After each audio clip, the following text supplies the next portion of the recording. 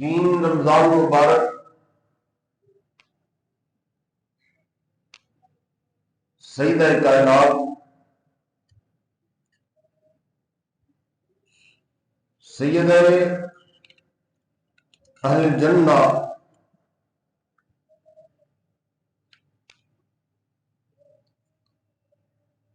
سیدہ طیبہ طاہرہ عابدہ زاہدہ سیدہ فاطمہ سلام اللہ علیہا، ان کی سوانح حیات اور ان کے مناقب و محامد کا ذکر کیا جائے گا۔ دوسرا، ماہ رمضان کی جو خصوصی انوینشن ہے، اس تناظر میں کما قال اللہ سبحانہ وتعالی شہر رمضان الذی انزل فیہ القرآن، اس کا ذکر کیا جائے گا کہ قرآن عزیز کے ہم پر کیا حقوق ہیں، اور آج ملت اسلامیہ در بدر ٹھوکریں کھا رہی ہے، اس کا مداوع اور اس کا حل قرآن اور صاحب قرآن کے ساتھ تعلق کی روشنی میں مضمر ہے۔ قرآن عزیز فرقان حمید میں ارشاد باری تعالیٰ ہے انما یرید اللہ لیذہب عنکم الرجس اہل البیت،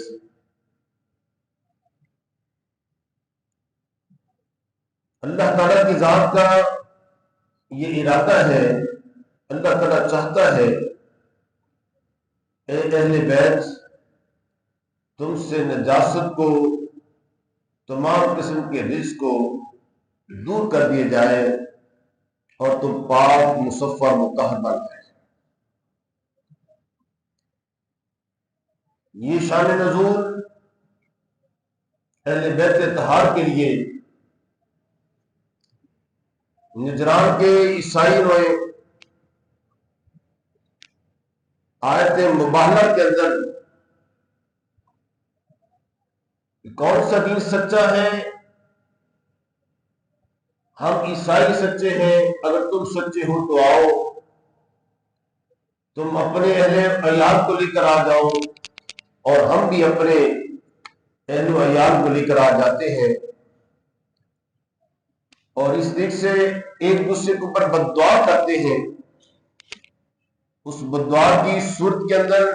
جو سچا ہوگا وہ بچ جائے گا اور جو جھوٹا ہوگا وہ جل کے راکھ ہو جائے گا۔ نبی اکرم صلی اللہ علیہ وسلم نے ان کے اس چیلنج کو قبول فرمایا اور اپنی اہل بیت ان کو بلایا، اس میں سیدنا علی کرم اللہ وجہہ، سیدہ فاطمہ سلام اللہ علیہا، الحسن و حسین، کما قال ابن سعید الخدری رضی اللہ تعالی عنہ نزلت فی خمسۃ فی رسول اللہ وعلی وفاطمہ والحسن والحسین، ان پانچ شخصیات کے لیے اللہ تعالیٰ کی ذات نے یہ آیت مبارکہ نازل فرمائی۔ آقا علیہ السلام کی ذات، علی کرم اللہ وجہہ، سیدہ فاطمہ اور امام حسن اور حسین رضی اللہ تعالیٰ عنہما۔ سیدہ فاطمہ سلام اللہ علیہ کی سال میں 3 رمضان مبارک نہایت ہی اہم اور بڑی عظمت والا یہ دن کہ جس میں سیدہ کائنات دائی اجل کو لبیک کہتی ہیں اور نبی اکرم صلی اللہ علیہ وسلم کی اس پیش گوئی کے مطابق کہ جو آپ کا ایجاز اور معجزہ ہے کہ آپ نے سرگوشی فرمائی، سیدہ عائشہ فرماتی ہے تو سیدہ فاطمہ سلام اللہ علیہ کو بلا کر اس کے اندر کان میں کچھ سرگوشی فرمائی تو سیدہ فاطمہ رونا شروع کر دیا، پھوٹ پھوٹ کر روئی۔ پھر آپ نے اور اپنے قریب کیا اور کان میں سرگوشی فرمائی تو سیدہ فاطمہ ہنسنے لگی۔ اس بات کو سن کر دیکھ کر سیدہ عائشہ بےتاب ہو گئی، اے فاطمہ کو کون سی بات ہے جس نے آپ کو رلا دیا، اور وہ کون سی بات ہے کہ جس نے آپ کو ہنسا دیا؟ اللہ تعالیٰ آپ کو ہنستا ہی رکھے۔ فرمایا کہ پہلی سرگوشی کے اندر، گفتگو کے اندر جو کان میں بات کی تھی، میں نے میرے بابا پیارے آقا علیہ السلام نے یہ ارشاد فرمایا کہ اے فاطمہ، میں اپنے رفیق اعلیٰ کی طرف جانے والا ہوں، اور اس طریقے سے چند لمحے اور چند دن ہیں، تو میں آپ کی جدائی اور فراق کے اوپر رونا شروع کر دیا کہ میرا تو ایک ہی سہارا، آنکھوں کا تارا، میرا باپ، میرا بابا، وہ میری آنکھوں سے اجل اور جدا ہو جائے گا۔ تو آپ کے فراق میں محبت کی وجہ سے میری آنکھوں سے آنسو جاری ہو گئے اور بکا کی کیفیت طاری ہو گئی۔ آپ نے جو تسلی دی، دوبارہ میری آنکھوں کے، میری کانوں کے پاس پھر آپ نے گفتگو فرمائی، اے فاطمہ گھبراؤ نہیں، اللہ تعالیٰ کی ذات میرے خاندان میں سے پہلی تو عورت ہوگی، پہلا تو شخص ہوگا، فرد ہوگا جو میرے ساتھ آ کر عالم برزخ سے مجھ سے ملاقات ہو جائے گا۔ اور یہ وجہ ہے کہ 6 مہینے کے بعد آپ کا وصال ہو جاتا ہے، اور آپ کا اسلام کی جو پیش گوئی تھی وہ سچ ثابت ہو گئی کہ خاندان نبوت میں سیدہ فاطمہ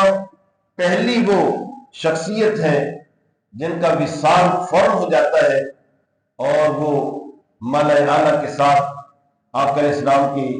بارگاہ میں عالم برزخ کے اندر ان کی ملاقات ہوتی ہے۔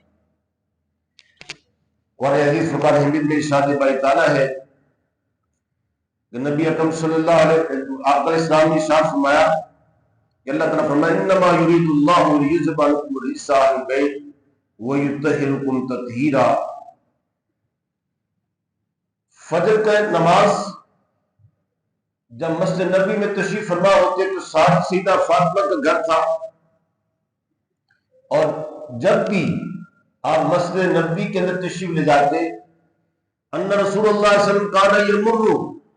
باب فاطمہ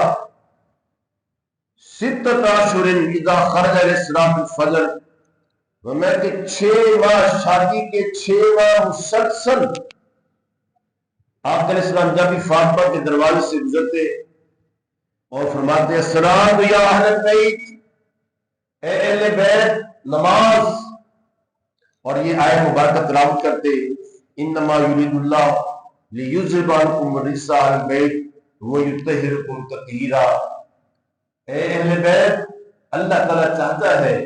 کہ آپ سے تمام قسم کی بشی تقاضے کی جتنی بھی علائشیں ہو سکتی ہیں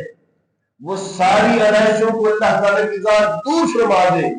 اور اللہ تعالیٰ کی ذات نے پاک اور صاف فرما دے۔ اس لیے اہل بیت پاک یہ کہنا، یہ قرآن مجید کی آیت مبارکہ سے یہ بات ثابت ہو گئی۔ پھر نبی اکرم صلی اللہ علیہ وآلہ وسلم آپ کی شان کے بارے میں یہ ارشاد فرماتے ہیں عن عائشہ رضی اللہ تعالی عنہ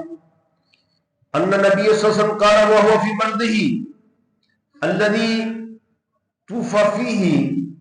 آپ اس مرض وصال جس میں آپ علیہ السلام کا وصال ہوتا ہے، فرماتا ہے کہ یا فاطمہ تو الا تردین ان تکونی سیدۃ نساء العالمین وسیدۃ هذه نساء هذه الامہ وسیدۃ نساء المؤمنین۔ اے فاطمہ، کیا تو اس بات پر راضی نہیں ہے تو تمہیں تمام جہانوں، میری امت کی تمام عورتوں اور تمام مومن عورتوں کے اللہ تعالیٰ کی ذات تمہیں سردار بنا ہے۔ یہ شان سیدھا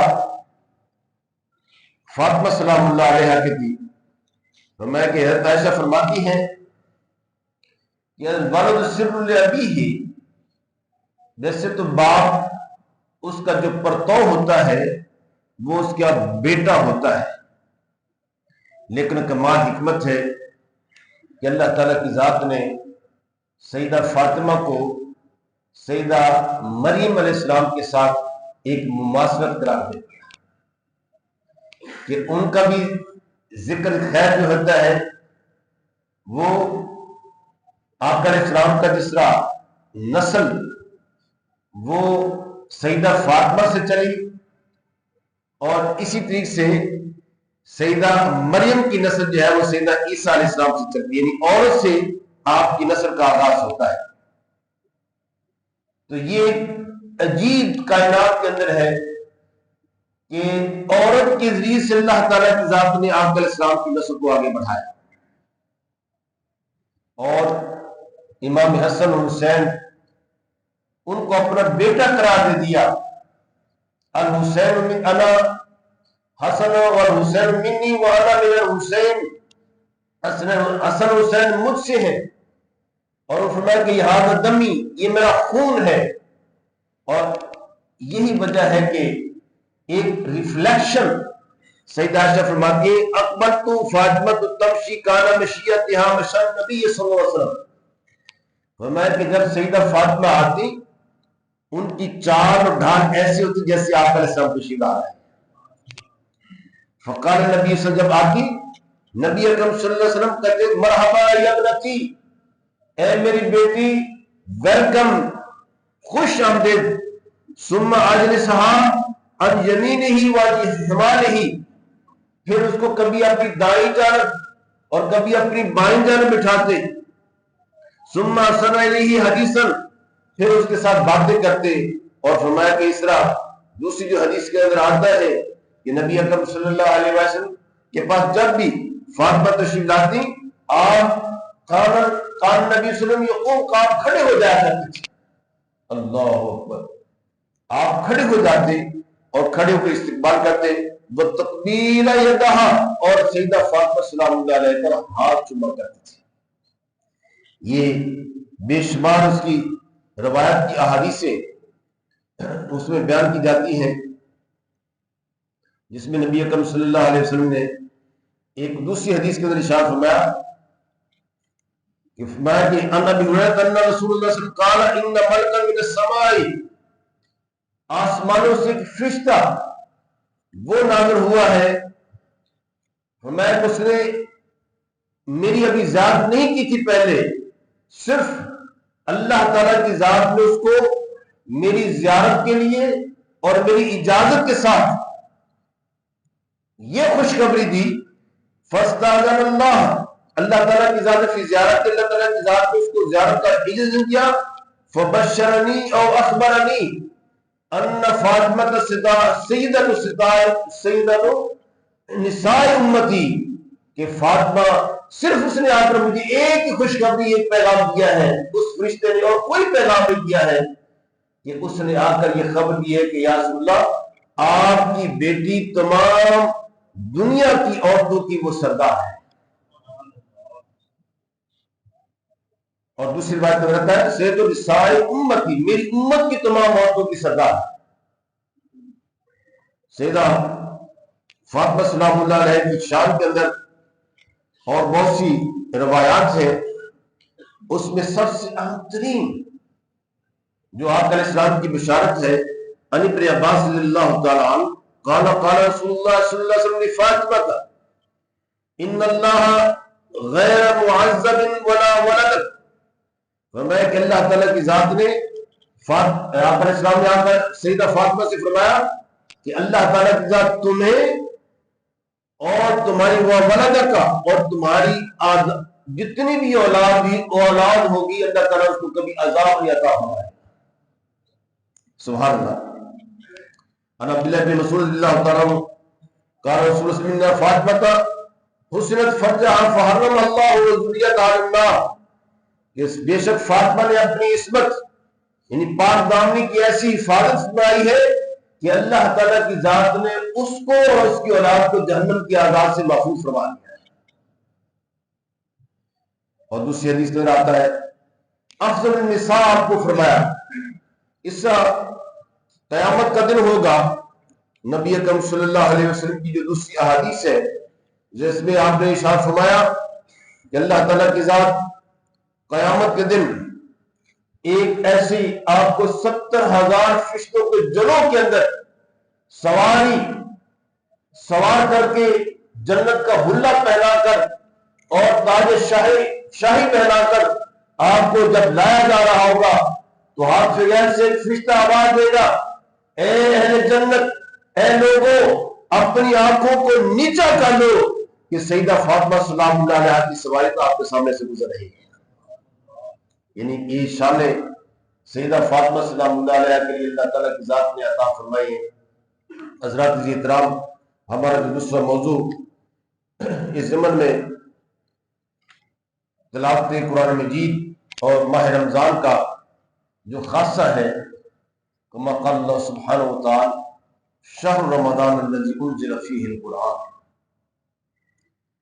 ماہ رمضان کا تعارف اللہ تعالیٰ کی ذات نے یوں کرایا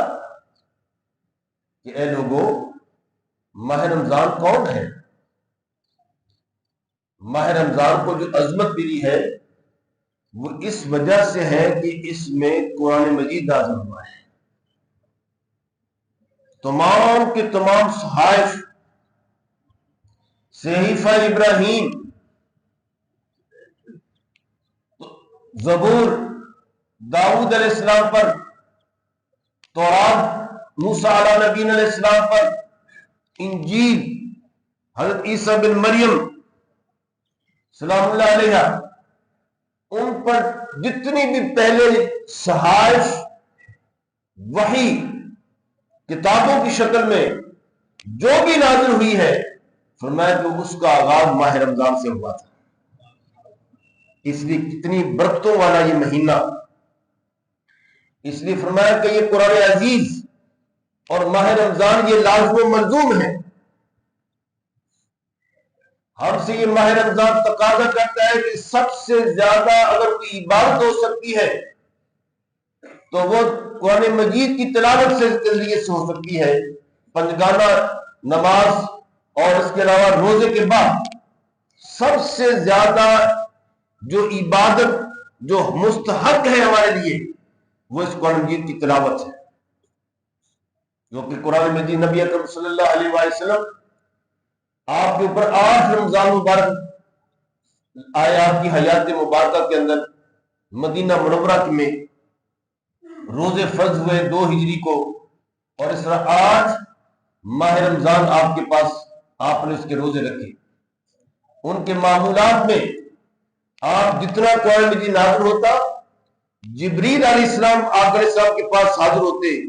اور جتنا قرآن مجید آپ پر نازل ہو چکا ہوتا اس کا دور کیا کرتے تھے۔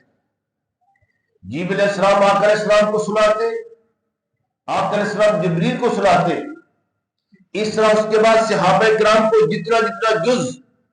جتنے حصے یاد تھے ان کی آپ سنا کرتے تھے۔ تو یہ ایک سنت ہے، اور اس سنت کی مطابق ہمیں بھی قرآن مجید کو پڑھنا، ایک دوسرے کو سنانا، اس قرآن مجید کو سمجھنا، اس کی تبلیغ کرنا اور اس پر عمل کرنا۔ اس لیے فرمایا قرآن مجید کے تم پر 5 حقوق ہیں، ان 5 حقوق کو آپ نے لازمت طور پر اس کی پابندی کرنی ہے، اس کا حق ادا کرنا ہے۔ ایک تو ہے قرآن مجید کو یہ سمجھا جائے کہ یہ اللہ کا کلام ہے، اللہ کا کلام ہے، اس پر کامل یقین کہ جو قرآن عزیز نے جو بات کہی ہے وہ سچی ہے۔ وَمَنْ أَصْدَقُ مِنَ اللَّهِ قِيلًا وَمَنْ أَصْدَقُ مِنَ اللَّهِ حَدِيثًا، اللہ تعالیٰ کی ذات سے بڑھ کر کون جو سچی بات کرتا ہے۔ میں کہ مسلمانوں، اے برادران اسلام، دنیا کے اندر آپ کی شناخت قرآن کے ذریعے سے ہے. دنیا کا کوئی مذہب اپنی دلیل نہیں پیش کر سکتا کہ میں سچا ہوں. کرسچینٹی کو دیکھیں، دنیا کے اندر سب سے زیادہ تعداد ان کی ہے، لیکن ان سے پوچھا جائے کہ مذہب واقعی سچا ہے تو اس کی دلیل کیا ہے، وہ دلیل نہیں پیش کر سکتے. ان کے ساتھ ان کی کتاب انجیل ہے، ایک نہیں انجیل 4-5 بن چکی ہے ان کی کتابیں. یوحنا، لوکا، برناباس، متی، اس کے علاوہ اور بھی بڑی تحریفات. ہر بندہ کو جو اٹھتا تھا وہ انجیل لکھنا شروع کر دیتا تھا، لیکن وہ اپنی کتاب کو سچا ثابت نہیں کر سکتے. اس طرح جوز ہیں، یہودی، ان سے پوچھا جائے کہ تم اپنے مذہب کی کوئی دلیل پیش کرو، کوئی یہودی اپنے مذہب کی دلیل کے بارے میں، سچائی کے بارے میں، تورات کی حقانیت و صداقت کے قرآن کی بالکل سچی کتاب ہے، یہ وہی کتاب ہے جو موسیٰ علیہ السلام پر نازل ہوئی، آپ اس سے دلیل مانگے تو وہ دلیل پیش نہیں کر سکے گا. لیکن اے برادران اسلام، ہم جیسے گئے گزرے ہیں، ہمارے کرتوتیں، ہم دنیا کے سامنے شرمندہ ہیں کہ ہمارے تمام قسم کے افعال، ہمارا کردار وہ غیروں نے اپنایا ہوا ہے. جھوٹ کے بارے میں سب سے زیادہ ہم جھوٹ بولتے ہیں، وعدہ خلافی ہم سے زیادہ ہوتی ہے، ہم اپنے عہد و پیمان کے اوپر پورا نہیں اتر رہے. یہ قرآن مجید کی تعلیمات تھیں. ہم صداقت کے بارے میں، شرافت کے بارے میں، عدالت کے بارے میں، عدلیہ، آج بھی دیکھیں کہ مسلمانوں کی عدالت کمزور اور 130 کے درجے پر ہے، اور سب سے زیادہ عدل وہ آپ دیکھتے کہ غیر مسلموں کے پاس ہے. ان کی عدالتیں میرٹ کے اوپر فیصلہ کر رہی ہیں. وہ انہوں نے ہمارے اصولوں کو اپنا کر ایک اعلیٰ مثال قائم کی ہوئی ہے. لیکن ہم قرآن کو ماننے والے، یعنی اپنے قرآن کو مانتے، اس پر عمل نہیں کرتے، اور ہم سب سے نیچے طبقے کے اندر ہیں. ہمارا عدالتی نظام، ہماری عدالتیں اور ہمارے فیصلے اس پریسیڈنٹ کے طور پر ایک مثال اور نظیر کے طور پر دنیا کے اندر پیش نہیں کیے جا سکتے ہیں. اور ہم جب وہ فیصلے پیش کرتے ہیں تو کبھی امریکہ کا قانون لے کر آتے ہیں. ہم سے تو انڈیا بہتر ہے کہ وہاں پہ جو سپریم کورٹ فیصلے کرتی ہے، دنیا کے اندر اس کو مثال اور ایک ریفرنس کے طور پر پیش کیا جاتا ہے. لیکن ہمارا کوئی عدالتی فیصلہ دنیا کی کسی بھی عدالت کے اندر ایک ریفرنس کے طور پر پیش نہیں کیا جاتا. اتنی لو قسم کی گھٹیا تھرڈ کلاس فیصلے ہمارے. کیوں؟ کہ ہم نے قرآن کے اصولوں کے مطابق فیصلہ نہیں کیا. وَلَا تُخْسِرُ الْمِيزَانَ، ہمارا تمام کا تمام نظام گھاٹے کے اندر لینے کے لیے اور غش، تغشیہ، ملاوٹ کا نظام ہمارے ہاں سب سے زیادہ. یہ وہ قانون ہے جو قرآن نے بیان کیے کہ وَلَا تُخْسِرُ الْمِيزَانَ مَنْ غَشَّ فَلَيْسَ مِنَّا. انہوں نے سارے کے سارے قانون غیر مسلم نے اپنا کر دنیا کے اندر ترقی اور اپنا معیار قائم کیا، اور ہم مسلمان یعنی کہ اتنے گئے گزرے ہیں کہ ہماری جتنی بھی جو پروڈکٹس ہوتی ہیں، کموڈیٹیز ہوتی ہیں، وہ باہر جانے کے لیے آپ دیکھتے ہیں کہ برسوں ہمیں اس کے اندر قانون سازی کرنی پڑتی ہے، اور ہمیں حلف دینا پڑتا ہے کہ ہم بالکل صحیح سے چیزیں آپ کو پیش کر رہے ہیں، بغیر حلف کے آپ کی چیزوں کو خریدتا نہیں ہے. کیوں؟ اللہ تعالیٰ کی ذات نے اس گئی گزری قوم، وہ گڈریے، وہ زانی، وہ شرابی عرب کی قوم، اس کے اندر کون کون سی جو رذائل، کون کون سی جو برائیاں جو ان کے اندر نہ تھی، لیکن جب انہوں نے قرآن عزیز کو اور صاحب قرآن کو قبول کیا رول ماڈل کے طور پر آقا علیہ السلام کی ذات کو قبول کیا، قرآن مجید کے احکامات کو فالو کیا، تو اللہ تعالیٰ کی ذات نے ان گڈریوں بکریاں چرانے والے لوگوں کو دنیا کی امامت عطا فرما دی۔ یہ بہت بڑا اعزاز اور اعجاز ہے قرآن مجید کا کہ انہوں نے اپنے سینے سے قرآن کو لگایا، اور وہاں پہ صرف ایک ہی نسخہ تھا پورے عرب کے اندر جو لکھا ہوا تھا سیدہ حفصہ کے پاس،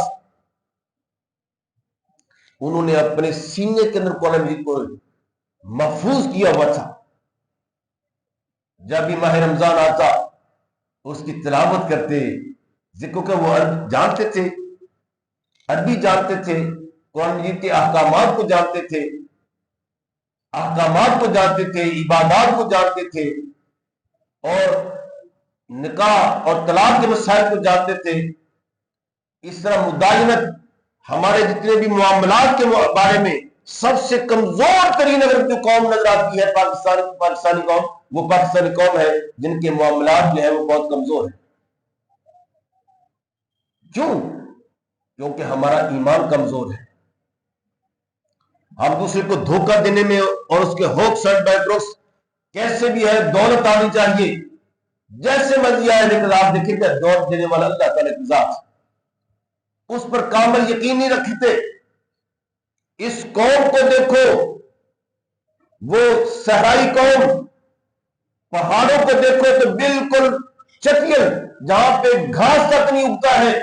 سیاہ پہاڑ تھے وہاں پر۔ مکہ مکرمہ میں چلے جائے، سفر مروہ کو دیکھے وہاں پہ گھاس کا ٹیلا نہیں اگتا ہے، لیکن انہوں نے سینے سے قرآن پاک کو لگایا، اللہ تعالیٰ کی ذات ان کو بلیک گولڈ عطا فرما دیا، تیل کی شکل کے ان کو سونا مل گیا۔ آج بھی دیکھیں سب سے زیادہ عبادت وہاں پہ ہوتی ہے، قرآن پاک پڑھا جاتا ہے۔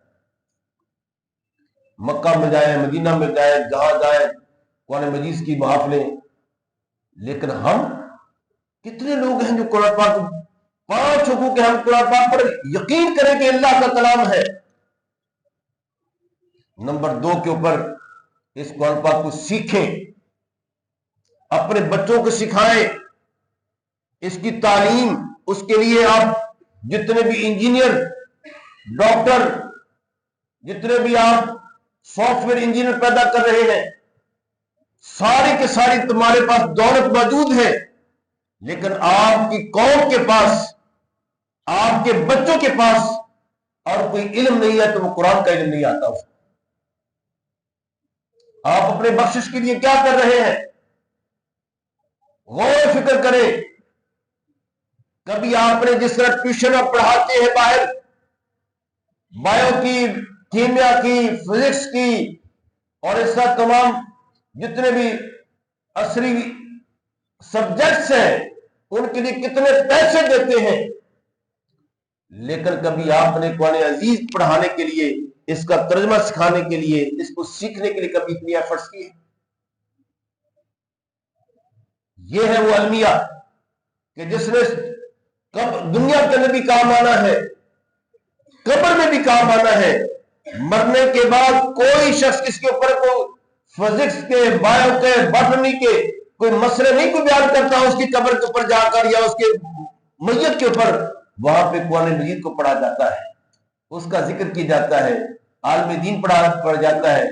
وہ آپ کو مسئلے بتاتا ہے، وہاں پہ سارے کے سارے جس علم کے اندر ڈاکٹر کا، انجینئرز کا، سافٹ ویئر کا اور اکنامکس کا اور تمام کے تمام جتنے بھی علوم ہیں وہ سب ختم ہو جاتے ہیں، اور وہاں پہ کام اگر آ رہا ہوتا ہے تو وہ آپ کو قرآن اور حدیث کام آ رہی ہوتی ہے۔ اس کے لیے کتنا آپ نے ایفرٹس کیا، اپنے بچوں کو کیا پڑھایا، تم نے کیا پڑھا؟ تو قرآن عزیز، اس کے لیے اپنی اولادوں کو، اپنی ذات کو اس کے اوپر غور و فکر کریں کہ اس کو سیکھیں۔ نہیں آتا قرآن پاک کو تعلیق مقرر کریں۔ آج کل میڈیا کے اندر کتنی آپ کے لیے آسانیاں پیدا ہو چکی ہیں، بجائے اس کے کہ آپ کوئی اور چیزیں آپ لے کر چلیں، میڈیا کے اندر آپ کے لیے قرآن پاک کو آسان فہم انداز کے ساتھ سکھایا جا رہا ہے، اس کا ترجمہ پڑھایا جا رہا ہے، اور فرمایا کہ جب اس کا سیکھ لے تو پھر فرمایا کہ دوسروں سے سکھائے. نے فرمایا کہ وَالَّذِي بَعَثَ فِي الْأُمِّيِّينَ رَسُولًا مِّنْهُمْ يَتْلُو عَلَيْهِمْ آيَاتِهِ، جو تم پر میری آیتوں کو تلاوت، پیغمبرانہ مشن ہے. یہ نبی کی ذات اللہ کی وحی قرآن کو لوگوں کے سامنے پڑھ کر سناتے ہیں.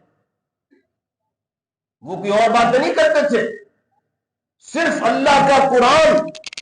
دنیا کے سامنے صحابہ کرام کے سامنے پیش کیا، ان کی تربیت فرمائی، وَيُزَكِّيهِمْ، ان کا تزکیہ کیا، اور آگے فرمایا کہ پھر آگے اور بھی پیغام دیا کہ آگے بھی اس کو پھیلاؤ، صرف اپنی ذات تک محدود نہ رکھو. ہم دیکھتے ہیں کہ صرف علماء کے علاوہ یا حافظوں کے علاوہ، حافظوں کو بیچاروں کو قرآن پاک آتا تو ہے لیکن ان کو پتہ نہیں اس میں کیا لکھا ہوا ہے. محفوظ ہے قرآن کی، لیکن کیا لکھا ہوا ہے یہ ان کو بھی نہیں پتہ چلتا ہے. ہم کہتے ہیں میں اپنے بیٹے کو حافظ سے قرآن پڑھا رہا ہوں، نہیں، عالم دین بناؤ، وہ قرآن جیت کو آگے پڑھائے گا، سکھائے گا، اور فرمایا کہ اس پر عمل کرو، خود عمل بھی کرو. یہ نہیں کہ صرف پڑھ کر. علماء کو ہم دیکھتے ہیں کہ اللہ ماشاء اللہ عمل تو کرتے ہیں، لیکن بہت جو جدید قسم کے علماء ہیں ان کا کردار دیکھتے ہیں تو بڑی پریشانی ہو جاتی ہے. سرعام ان کے لیے پتہ نہیں کون کون سے الفاظ اور کام کیے جاتے ہیں. یہ بھی ایک میڈیا کے اندر اور عالمی سازش ہے کہ علماء کو بدنام کیا جائے. علماء اور کیا کرے، اس دین مصطفی کو، آقا علیہ السلام کے اس پیارے دین کو صبح سے لے کر شام تک مساجد کے اندر کہیں کونے میں چلے جائیں، جہاں کہیں بھی آپ جائیں وہاں بھی آپ دیکھتے ہیں کہ وہ ایک آدمی جی چھوٹا سا وہ روٹی دوسروں کی روٹیوں کو پڑھنے والا شخص ہے، وہ اذان پڑھ رہا ہوتا ہے، بچوں کو پڑھا رہا ہوتا ہے، تمہارے جنازے، تمہارے نکاح اور تمہاری تمام قسم کی جو دینی جتنی بھی ضروریات ہیں وہ ساری کی ساری مولوی پورے کر رہا ہوتا ہے. اور کیا کریں گے؟ کس کی وجہ سے یہ قرآن پاک آپ اپنے طور پر اور جسے فرمایا کہ اس کو آگے تبلیغ کریں. کبھی آپ ایک تبلیغ جو آپ کے ذمن میں آپ کے اوپر بائنڈنگ ہے کہ بلغوا عنی ولو کان آیا، ایک آیت بھی اگر آپ کے پاس ہے، ایک حدیث بھی آپ کو آتی ہے تو لوگوں کو تبلیغ کرے. میرے آقا علیہ السلام نے اس تبلیغ کے بارے میں فرمایا کہ جو شخص میری 40 آیتیں 40 حدیثیں یاد کر کے لوگوں کو تبلیغ کرتا ہے، قیامت میں اس کی جنت کی سفارش فرما رہا ہوں. آئیے اس قرآن مجید کے ساتھ محبت، تعلق، اس کو غور سے سمجھیں. افلا یتدبرون القرآن، قرآن میں تدبر و غور و فکر کیوں نہیں کرتے؟ اس میں 18,000 علم رکھا اللہ تعالیٰ کی ذات. تمام کے تمام علوم، آپ کی گائنی کے علم، آپ کے اسپیس کا علم، آپ کے میٹافزکس کا علم، آپ کے الجبرا، یعنی کوئی ایسا علم نہیں ہے کہ اللہ تعالیٰ کی ذات اس کے اندر نہ رکھا ہو. لیکن غور و فکر کے ساتھ اللہ تعالیٰ کی ذات ہمیں اس ماہ مقدس کے اندر اپنی عظمت رفتہ کو بحال کرنے کے لیے حکمرانوں کو بھی اس ماہ مقدس کے اندر اس قوم کے اوپر رحم کرو، اور فحاشی اور ریانی کے جو جس انداز کے ساتھ ٹرانسمیشن چل رہی ہوتی ہے، اور سب سے المیہ دیکھو کہ علماء کی بجائے جو اداکار اور اداکارائیں ہیں ان کو بٹھا دیا جاتا ہے اور وہ دوپٹہ لے کر بیٹھی ہوئی ہیں، دین کی تبلیغ کر رہی ہوتی ہیں، اور جب ماہ رمضان نکل جاتا ہے تو وہ ڈانس کرنا شروع کر دیتی ہیں، اور قوم کو پتہ چلتا ہے، قوم کی اور نوجوان نسل کہ دین اسی کا نام ہے. کبھی تم مسجد میں جاؤ تو مومن بن جاؤ، باہر جاؤ تو بدماش بن جاؤ اور چلے فنگے بن جاؤ، تو ایک ہی بات ہے، اس سے دین کو مسخ کر کے پیش کیا جا رہا ہے. حضرات احترام، آئیے اس قرآن سے محبت کریں، اس کو سیکھیں، اپنی اولادوں کو خود بھی سیکھیں، ان کو بھی سکھائیں، اپنے گھروں کے اندر، اپنے میڈیا کے اندر، موبائل کے اندر جتنے بھی ایپس ہیں اس قرآن مجید کی، وہ ساری کے ساری اللہ تعالیٰ کی ذات نے ہمارے لیے آسانیاں پیدا فرما دی. اس کو قرآن پاک کو سیکھ کر، پڑھ کر، عمل کر کے دوسروں کو سکھائیں. پھر دیکھیں گے جیسے مکہ مکرمہ کے اندر، مدینہ منورہ کے اندر وہ انجینئر نہیں تھے، وہ ڈاکٹر نہیں تھے، وہ سافٹ ویئر انجینئر نہیں تھے، وہ گائنیکولوجسٹ نہیں تھے، وہ کیا تھے؟ صرف قرآن مجید کو جانتے تھے. اللہ تعالیٰ کی ذات نے اس کے ذریعے سے پوری دنیا کی امامت کو عطا فرمایا. قوم کی تربیت افضل ہے، ڈاکٹر انجینئر سے نہیں بنے گی یہ بات. وہ ضروری ہے ایگریکلچرسٹ میں آئے وہ بھی جانا ضروری ہے دنیا کے لیے، لیکن اصل کام آپ کا ایمان مضبوط ہو جائے گا تو یہ ساری چیزیں آپ کے لیے ایک دوسری حرف آخر کی حیثیت رکھیں گی. اللہ تعالیٰ ہمیں اپنے فضل و کرم کے ساتھ اپنے ایمان کو مضبوط کرنے کے لیے قرآن اور صاحب قرآن کے ساتھ تعلق اور رشتہ مضبوط کرنے کی توفیق عطا فرمائے. واخر دعوانا